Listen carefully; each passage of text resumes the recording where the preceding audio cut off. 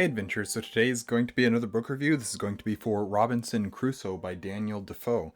This is a classic, this is a survival story, shipwreck. I don't know what all the subgenres would be or keywords that you might use to describe this book, but yeah, that's some of them. So Robinson Crusoe by Daniel Defoe is a classic tale of shipwreck and survival, and unbeknownst to me, apparently the first book in a series. I always assumed that this was a standalone book, but apparently he wrote at least one other book that follows the character of Daniel Defoe, and then the third one is just like some musings and some philosophizing and stuff like that, and that he happened to write from the character's voice or something like that, using the character's name as a I don't know, I don't exactly understand it all, but apparently there's 3 books, and I want to at least read the second one, see what that one's about, see what I think of that.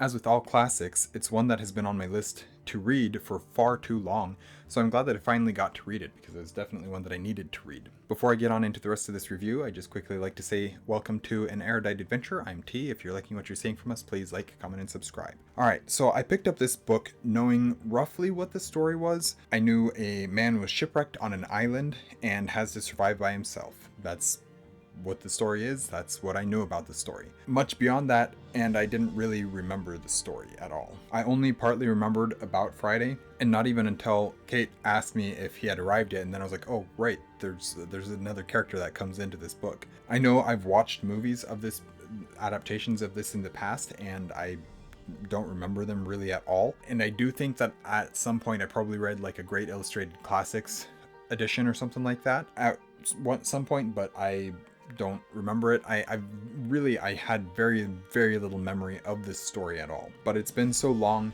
since I've read or consumed any version of this story that I just don't remember it at all, and I had no true recollection of the story itself. So it's good to go back into it and get this story fresh that I've heard all my life, and that is just part of culture, but I just didn't understand it. I don't remember it at all. This book pretty much instantly hooked me. Obviously, I knew he somehow had to get to being shipwrecked, but it didn't start there. It took a while to get there, but I had no idea of that journey to get to him being shipwrecked, and that was really interesting, especially I saw this more as I read Captain Blood, which came about a month and a half later, maybe, if I remember correctly, and I was just seeing a lot of similarities between Captain Blood and Robinson Crusoe, and not really similarities in terms of like the story or the events going on or anything like that, or even the writing really.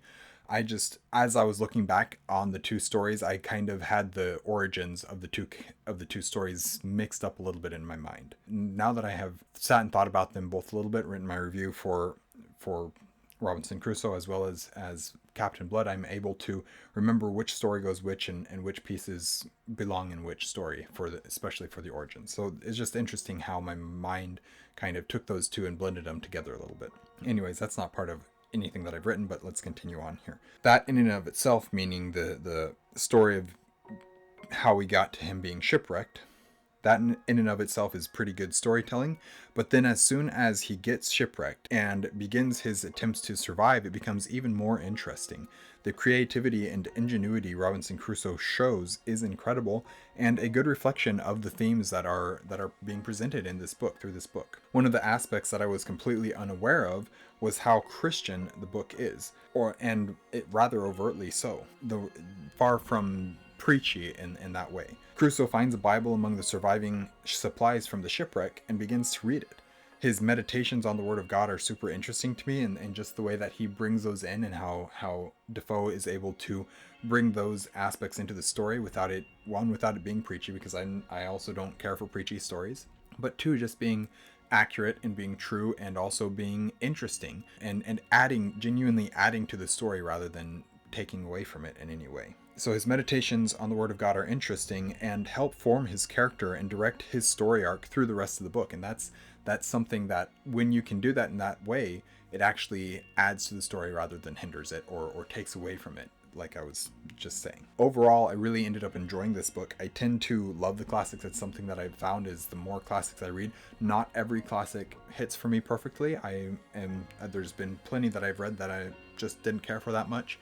There's been some that I remember reading as a kid, or in high school rather, and just being like, absolutely not. I remember The Scarlet Letter was one of those that I just bounced off of hard, but I had to read it for school, so I couldn't just DNF it. Tale of Two Cities is a similar story. I didn't care for A Tale of Two Cities, and I had no recollection of it. But yeah, we'll get to more of that when I actually get to my review of that, which will be a long ways down the line for anybody watching. But let's see, where am I at? So yeah, I tend to love the classics. It's something that I found that I tend to do is enjoy the classics. And I try and prioritize reading them, but even with that, I still forget how much I enjoy them until I go and read another one. I try and prioritize them because I do think they're great, and I think there's a lot of value in those classic tales, classic stories. So I try to prioritize them, I try to bring them back, I try not to just read the shiny new, whatever it might be, but go back and enjoy the stories that people have enjoyed for years. And oftentimes, I mean, this one first published in 1719, which means it's been over 300 years that this book has been out, that people have been enjoying it for.